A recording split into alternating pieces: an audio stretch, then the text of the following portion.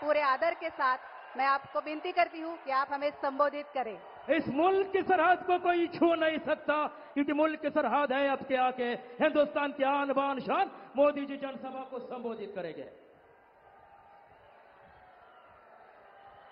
छत्रपति शिवाजी महाराज की, छत्रपति संभाजी महाराज की, छत्रपति राजर्षि शाहू महाराज की। कृष्णा नदीच्या काठावर बसलेल्या सातारकरांना माझा नमस्कार। सातारा हर देशभक्त के लिए, हर भारत भक्त के लिए किसी तीर्थ स्थल से कम नहीं है। यहां आपने छत्रपति उदयन राजे भोसले जी को उम्मीदवार बनाया है।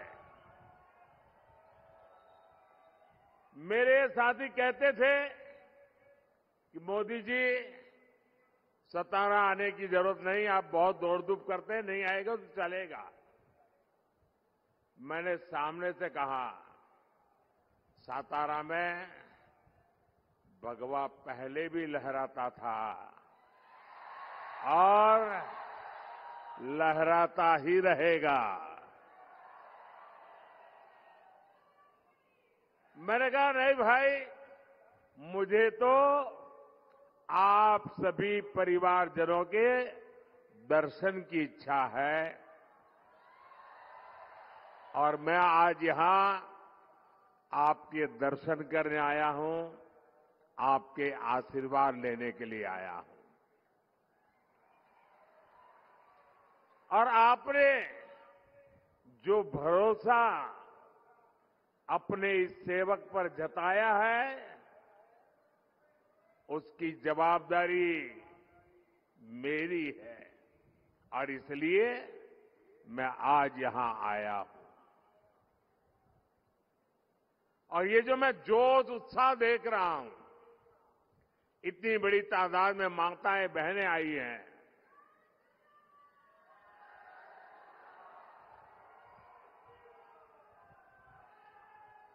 यहां से संदेश साफ साफ है और इस जोश, उत्साह, उमंग, ये साफ मतलब है फिर एक बार, फिर एक बार, फिर एक बार। साथियों, ये मेरा सौभाग्य है, कुछ बातें याद आ जाती है जब यहां आता हूं तो 2013 में जब भारतीय जनता पार्टी ने मुझे प्रधानमंत्री पद के उम्मीदवार के लिए घोषित किया, तब तो चुनाव घोषित नहीं हुए थे, लेकिन जब मुझे घोषित गया तो मैं रायगढ़ के किले पर चला गया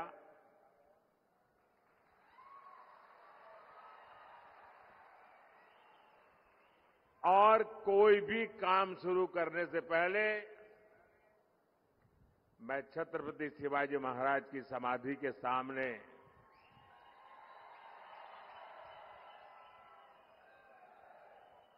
ध्यानस्थ होकर उस पवित्र भूमि पर बैठा था और उस समय छत्रपति शिवाजी महाराज की उस समाधि स्थल से मुझे जो प्रेरणा मिली, जो ऊर्जा मिली, उस पवित्र माटी ने मुझे जो आशीर्वाद दिए, उसी की बदौलत मैं पिछले 10 साल उन्हीं आदर्शों, विचारों को जीने का प्रयास करता हूं आपके लिए। कुछ न कुछ करने का प्रयास करता हूं साथियों, सातारा ने छत्रपति शिवाजी महाराज के सुशासन को देखा है। सातारा की ये भूमि शौर्य की भूमि है। आज मिलिट्री अपशिंगे गांव हो या सातारा का कोई भी सैनिक परिवार हो, आत्मनिर्भर होती भारत की सेनाओं को देखकर वो सबसे ज्यादा खुश है। आज हमारी सेना के पास एक से बढ़कर एक मेड इन इंडिया हथियार है। अब आप ही बताइए भाइयों बहनों, ऐसे काम करके मोदी ने जिनकी दुकानें बंद कर दी, वो खुश होंगे क्या? वो खुश होंगे क्या? हथियारों के जिन दलालों को कांग्रेस की सरकार बहुत अच्छी लगती थी, वो कभी भी मोदी की वाहवाही करेंगे क्या? साथियों, मोदी ने सैनिक परिवारों को एक और guarantee one rank one pension की दी थी और मोदी ने ये गारंटी भी पूरी करके दिखाई। कोई कैसे भूल सकता है कि कांग्रेस ने 40 साल तक सैनिक परिवारों को one rank one pension OROP उससे वंचित रखा। सिर्फ 500 करोड़ रुपए का यानी झुंझुना दिखाकर कांग्रेस कहती थी ओआरओपी लाएंगे, यानी आंख में धूल झोंकने में इनकी ऐसी मास्टरी है, झूठ बोलने में इनकी ऐसी मास्टरी है।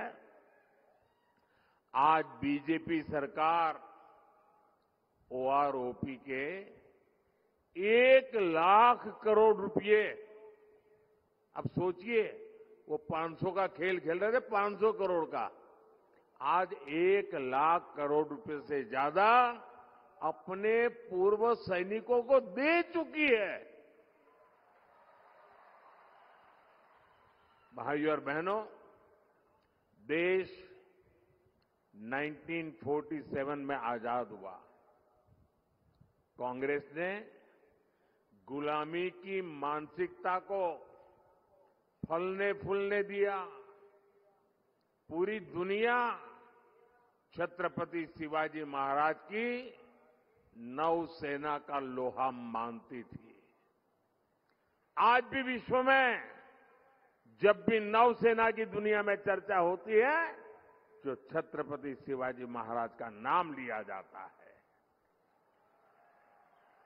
लेकिन इतने सालों तक आजाद भारत की नौसेना के झंडे में अंग्रेजों का निशान था। एनडीए सरकार ने, मोदी ने आकर के उस अंग्रेजी के निशान को हटाया। हटा करके रुका नहीं, मोदी ने तय किया कि इस झंडे का ताकत तब बढ़ेगी कि हमारी नौसेना के झंडे में अब छत्रपति शिवाजी महाराज के प्रतीक को स्थान दिया जाएगा। और दिया, डंके की चोट पर दिया। हमारी सरकार ने मराठा सेनाओं द्वारा बनाए गए ऐतिहासिक किलों को भी यूनेस्को की वर्ल्ड हेरिटेज साइट में शामिल करने के लिए नामांकन किया है। महाराष्ट्र का लोहगढ़ हो, सिंधुदुर्ग हो या फिर मराठा सेनाओं द्वारा बनाया गया तमिलनाडु का जिंजी फोर्ट हो, इन सभी को वर्ल्ड हेरिटेज साइट की लिस्ट में लाने का हम प्रयास कर रहे हैं। मराठा विरासत की शान दुनिया में बढ़ेगी तो हम सबको गर्व होना चाहिए कि नहीं होना चाहिए? गर्व होना चाहिए कि नहीं होना चाहिए? दुनिया में डंका बजे तो गर्व होना कैसे नहीं होना चाहिए? लेकिन कांग्रेस को तकलीफ होती है कि मोदी ये सब काम क्यों कर रहा है। साथियों, सातारा ने बाबा साहब आंबेडकर, महात्मा फूले और सावित्रीबाई फूले के सामाजिक न्याय को गढ़ने में बड़ा योगदान दिया है। एनडीए सरकार ने 10 वर्षों में इसी प्रेरणा को सुशासन का आधार बनाया है। आप देखिए, कांग्रेस ने 70 साल में से 60 साल देश पर शासन किया, लेकिन बाबा साहब आंबेडकर का संविधान जम्मू कश्मीर पर लागू नहीं होता था। 370 की दीवार बनाई हुई थी। आपके आशीर्वाद से आपके सेवक मोदी ने आर्टिकल 370 को ध्वस्त कर दिया, कब्रिस्तान में गाड़ दिया। मोदी ने आर्टिकल 370 हटाया। आप मुझे बताइए, आपको गर्व होता है कि नहीं होता है? आपको गर्व होता है कि नहीं होता है? 370 हटा करके देश की शान बढ़ी कि नहीं बढ़ी? देश की एकता को ताकत मिली कि नहीं मिली? ये गारंटी मोदी ने आपको दी थी और मोदी ने वो गारंटी पूरी कर दी। अब जम्मू कश्मीर में मैं जरा जो लोग आरक्षण के नाम पर झूठ बोल बोल करके हमारे देश के लोगों को गुमराह करने में लगे हैं, मैं जरा चुभने वाला एक सवाल उनको पूछना चाहता हूं। इतने आरक्षण के गीत गा रहे हो, क्या जम्मू कश्मीर में रहने वाले आदिवासी, जम्मू कश्मीर में रहने वाले दलित, क्या वो आरक्षण के हकदार थे कि नहीं थे? जब देश के दलितों को आरक्षण मिल सकता है, देश के आदिवासियों को आरक्षण मिल सकता है, तो जम्मू कश्मीर में मेरे दलित भाई बहनों को, मेरे आदिवासी भाई बहनों को आरक्षण से वंचित क्यों रखा गया? संविधान वहां पर लागू क्यों नहीं किया? क्योंकि वोट बैंक की राजनीति आप पर हावी रही है। भाइयों बहनों, 370 हटाकर बाबा साहब आंबेडकर के संविधान को जम्मू कश्मीर में भी लागू कर दिया। वहां मेरे दलित भाई बहनों को आरक्षण का अधिकार मिला, आदिवासी भाई बहनों को आरक्षण का अधिकार मिला, ओबीसी भाई बहनों को आरक्षण का अधिकार मिला। वो हक मिल रहा है जो हिंदुस्तान की हर महिलाओं को मिल रहा है, वो आज जम्मू कश्मीर में आजादी के इतने सालों के बाद मिल रहा है। भाइयों और बहनों, हमारी सरकार में ही मेरे देशवासियों को मुफ्त राशन, मुफ्त इलाज, पक्का घर, बिजली, पानी, अनगिनत सुविधाएं आखिरी व्यक्ति तक पहुंचाने के लिए मोदी ने अपना पल पल खपाया है। और ये लाभ पाने वालों में ज्यादातर कौन लोग हैं? कौन लोग थे जो इन चीजों से वंचित थे? इन सारे लाभ को पाने वाले सबसे ज्यादा मेरे दलित भाई बहन हैं, मेरे आदिवासी भाई बहन हैं, मेरे ओबीसी पिछड़े परिवार हैं। अब बीजेपी एनडीए की सरकार इन्हें प्राथमिकता देकर काम कर रही है। साथियों, हमारी सरकार ने ही आरक्षण, जो पॉलिटिकल आरक्षण की व्यवस्था है, पहले जब अटल जी की सरकार थी तब उसका कार्यकाल बढ़ा दिया था, और जब मोदी को आपने अवसर दिया, मोदी ने फिर उस कार्यकाल को बढ़ा दिया। ये हमारा कमिटमेंट है। हमने ओबीसी कमीशन को संवैधानिक दर्जा दिया, लेकिन कांग्रेस के इरादे क्या है, ये हमने कर्नाटका में देखा है। क्या कर रहे हैं? छत्रपति शिवाजी महाराज की धरती से मैं आपको जगाने आया हूं भाइयों। ये क्या खेल कर रहे, जरा चौंक जाएंगे आप सुन करके। भारत का संविधान धर्म के आधार पर आरक्षण की मनाही करता है।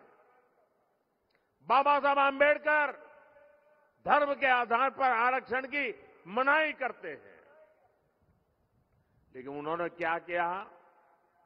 कर्नाटका में ओबीसी को जो आरक्षण मिला हुआ है 27%, उन्होंने रातों रात सभी मुसलमानों को ओबीसी घोषित कर दिया। एक फतवा निकाल दिया, कागज पे थप्पा मार दिया, और रातों रात ओबीसी के हक के जो 27% आरक्षण था उसमें से डाका डाला और अधिकतम उन्हीं को दे दिया। अब कांग्रेस संविधान बदलकर यही फॉर्मूला पूरे देश में लागू करना चाहती है, लेकिन कांग्रेस और इंडिया गाड़ी वाले कान खोल करके सुन लीजिए, जब तक मोदी जिंदा है,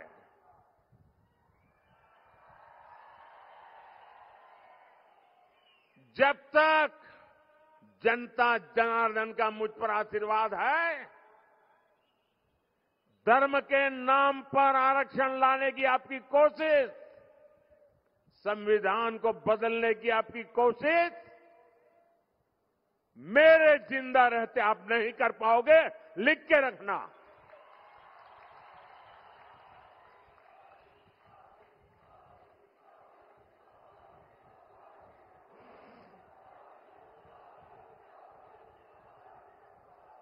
साथियों, ये 21वीं सदी टेक्नोलॉजी ड्रिवन सदी है, और मैं स्वयं भी टेक्नोलॉजी का बहुत बड़ा समर्थक रहा हूं। मैंने सोशल मीडिया का उपयोग हमेशा जनता जनार्दन से जुड़ने के लिए किया है, आपकी इच्छाओं आकांक्षाओं को जानने के लिए किया है। आप तक सरकार का कोई कार्यक्रम पहुंच रहा है या नहीं, उसमें सुधार की गुंजाइश क्या है, ऐसी फीडबैक के लिए मैंने सोशल मीडिया का उपयोग किया है। लेकिन ताजा घटनाएं परेशान करने वाली है। लोकतंत्र प्रेमी हर व्यक्ति को शर्मसार करने वाली है। जो लोग भाजपा से, एनडीए से मुद्दों के आधार पर, सच्चाई के आधार पर, अपने कार्य के आधार पर आमने सामने राजनीतिक लड़ाई नहीं लड़ पा रहे हैं, वो अब सोशल मीडिया पर फेक वीडियो फैला रहे हैं। हमारी पार्टी के अलग अलग नेताओं की आवाज में आर्टिफिशियल इंटेलिजेंस का उपयोग करके कभी मेरी आवाज, कभी हमारे अमित भाई की आवाज, कभी हमारे नड्डा जी की आवाज, कभी हमारे मुख्यमंत्रियों की आवाज, और जो कभी हमने सोचा भी ना हो, ऐसे वाक्य हमारे मुंह में रख करके आग लगाने की कोशिश कर रहे हैं। ऐसी खबरों से, ऐसे वीडियो से समाज के अंदर तनाव पैदा करने का षड्यंत्र चल रहा है। देश में अगर शांतिपूर्ण चुनाव चलते रहे तो इनके इरादे कभी भी सफल नहीं हो सकते और इसलिए आने वाले 1 महीने के अंदर अंदर देश में कोई बड़ी हरकतें करने का इनका इरादा है और मैं एक बड़ी गंभीरता से उन पर आरोप लगा रहा हूं। सामाजिक तनाव पैदा करके अनहोनी घटनाएं घटे, इसके खेल खेले जा रहे हैं और इसलिए मैं छत्रपति शिवाजी महाराज की सातारा की पवित्र धरती से देशवासियों को कहना चाहता हूं, मीडिया के मेरे साथियों को कहना चाहता हूं कि लोकतंत्र की भलाई के लिए, देश में सुख शांति के लिए, देश की एकता के लिए कृपा करके जो भी फेक वीडियो निकलते हैं उनको हम एक्सपोज करें। ऐसे कोई भी वीडियो, कोई भी तस्वीर आपके व्हाट्सएप पर आए तो किसी सोशल मीडिया पर दिखे तो मेरा रिक्वेस्ट है पुलिस को जानकारी दे। उसको फॉरवर्ड करने से पहले सोचिए कहीं वो आपका भी नुकसान कर देगी, क्योंकि कानून बहुत कड़क है और मैं नहीं चाहता हूं कि निर्दोष नागरिक इसके शिकार हो जाए और इसलिए ये फेक वीडियो, इन सब से हमारे समाज को बचाना हमारा दायित्व है और ऐसे लोगों के विरुद्ध मैं इलेक्शन कमीशन से भी विशेष रूप से रिक्वेस्ट करता हूं कि आप उनके ओर के कठोर कार्रवाई करने के लिए कदम बढ़ाएं। सरकार पूरी तरह सच्चाई के साथ रहेगी, ये मैं देशवासियों को विश्वास दिलाता हूं। साथियों, हमारे यहां कांग्रेस ने स्वास्थ्य सेवाओं का ये हाल बना रखा था कि जिसको बीमारी हो जाती थी वो बदहाली तक पहुंच जाता था। बीमारी को बदकिस्मती मानने के अलावा कोई विकल्प बचा ही नहीं था। घर में किसी को गंभीर बीमारी हो जाती थी तो इलाज में खेत खलिहान तक बिक जाते थे, महिलाओं के गहने बिक जाते थे, कई 100 किलोमीटर दूर जाना पड़ता था, तब जाकर के कोई एक अस्पताल मिलता था। ये हालत बना रखी थी 60-70 साल के कांग्रेस के शासन ने।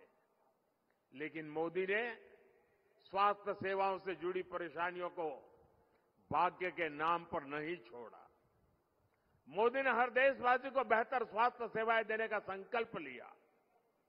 हमने देश में 20 से ज्यादा नए एम्स बनाए। बेहतर स्वास्थ्य सेवाओं का विस्तार करने के लिए हमने बड़ी संख्या में मेडिकल कॉलेज खोले। 2014 में देश में करीब 50,000 एमबीबीएस की सीटें थी, 50,000 डॉक्टर निकलते थे। आज हर साल 1 लाख से ज्यादा एमबीबीएस डॉक्टर्स पढ़ करके निकल रहे हैं। ये डॉक्टर छोटे शहरों, ग्रामीण इलाकों में भी इलाज का बड़ा माध्यम बन रहे हैं। आयुष्मान आरोग्य मंदिरों के जरिए आज गांव में स्वास्थ्य सेवाओं का विस्तार हो रहा है। यहां सातारा में लगभग 400 से ज्यादा आयुष्मान आरोग्य मंदिर बने हैं। अस्पतालों के बेहतर नेटवर्क के अलावा गरीब और इलाज का बोझ न आए, उन पर मुसीबतें न झेलनी पड़े, ये मोदी ने इसकी गारंटी दी। यहां सातारा में 15 से ज्यादा जन औषधि केंद्रों पर 80% डिस्काउंट से दवाइयां मिल रही है। जो दवाई 100 रुपए की कीमत है वो सिर्फ 20 रुपए में मिलती है। आज करोड़ों लोगों के पास 5 लाख रुपए मुफ्त इलाज का आयुष्मान कार्ड है। और मैंने एक और गारंटी दी है, आप घर घर तक पहुंचाना। किसी भी परिवार में, किसी भी जाति वर्ग विशेष, कोई भी परिवार, आपके घर में 70 साल की ऊपर के कोई जो भी व्यक्ति होंगे, अब उनकी बीमारी का खर्चा जो आपको करना पड़ता है, अब वो खर्चा आपको नहीं करना पड़ेगा, ये आपका बेटा मोदी करेगा। यानी कोई गरीब हो, मध्यम वर्ग से हो या उच्च वर्ग से हो, अगर 70 वर्ष से ऊपर का है तो आयुष्मान योजना के दायरे में आएगा और उसको लाभ मिलेगा। भाई और बहनों, सत्ता को अपने खानदानी जागीर समझने वाले आपकी इस तकलीफ को कभी नहीं समझ सकते। ये चिंता वही कर सकता है जो आपके बीच रहा हो, जिसने आपकी तकलीफों को देखा हो, जिसने आपकी तकलीफों को जिया हो। साथियों, कांग्रेस सरकार का रवैया गरीबों को लेकर क्या होता था, इसका अंदाजा आप उनकी नीतियों से लगा सकते हैं।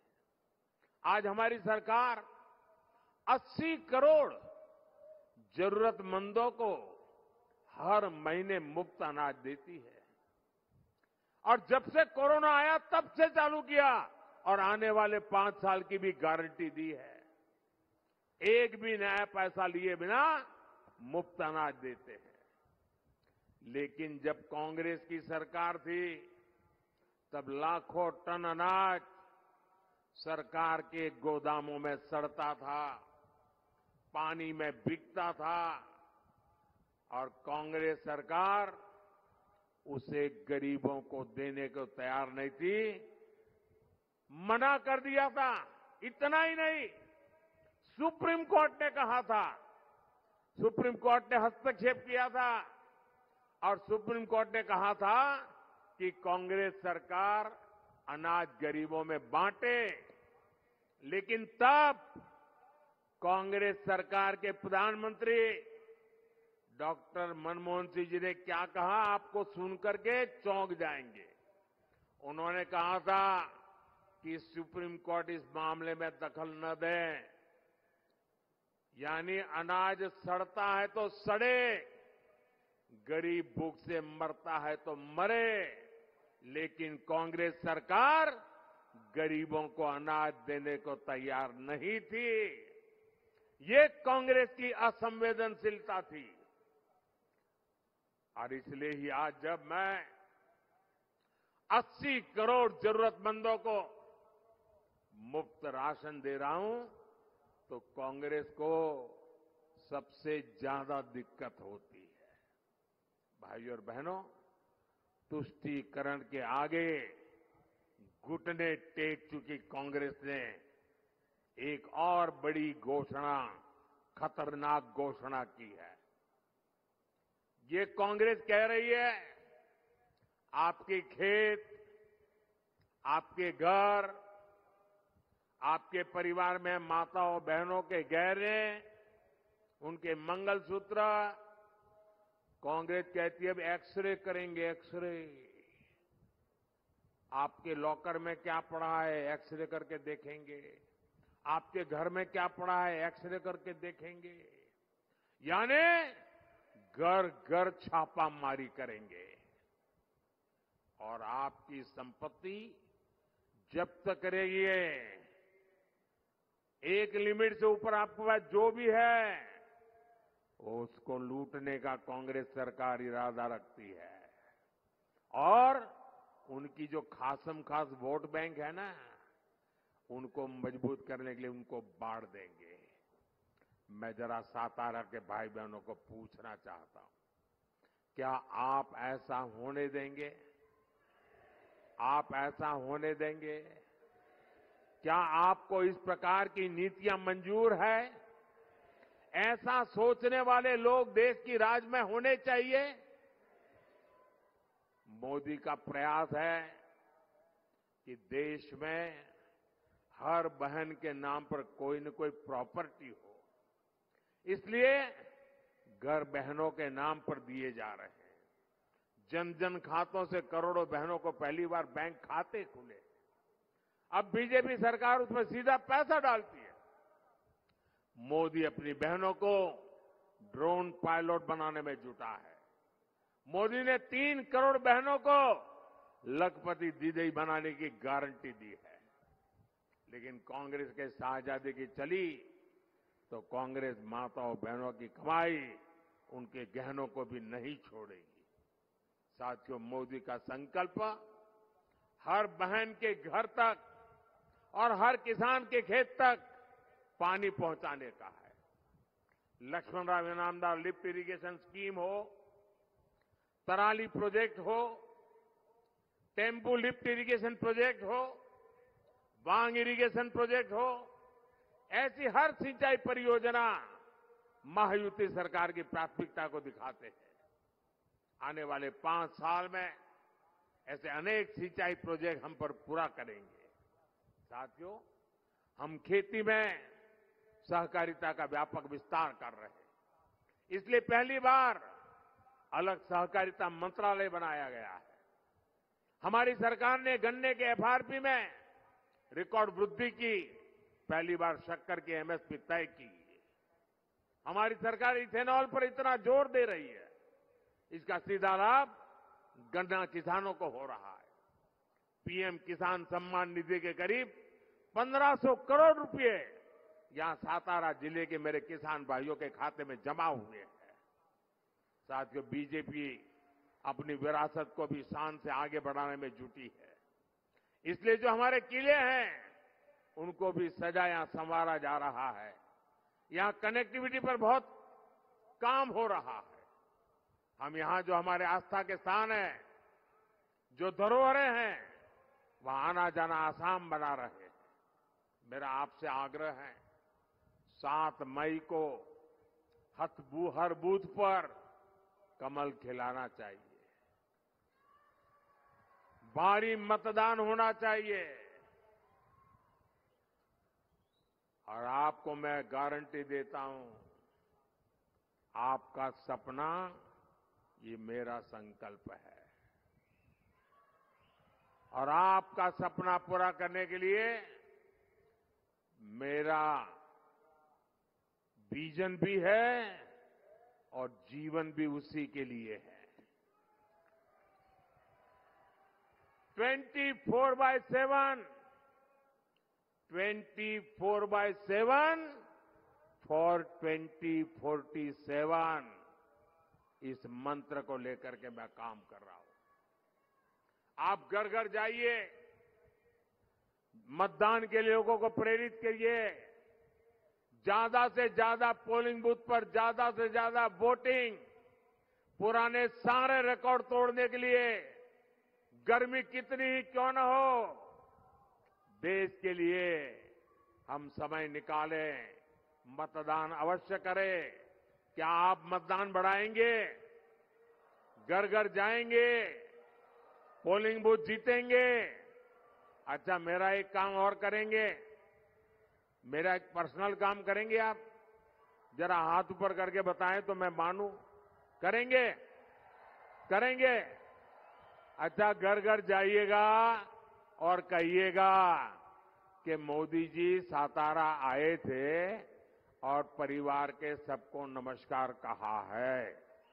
मेरा नमस्कार पहुंचा देंगे?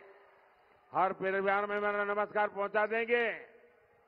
बोलिए भारत माता की, भारत माता की, भारत माता की। बहुत बहुत धन्यवाद।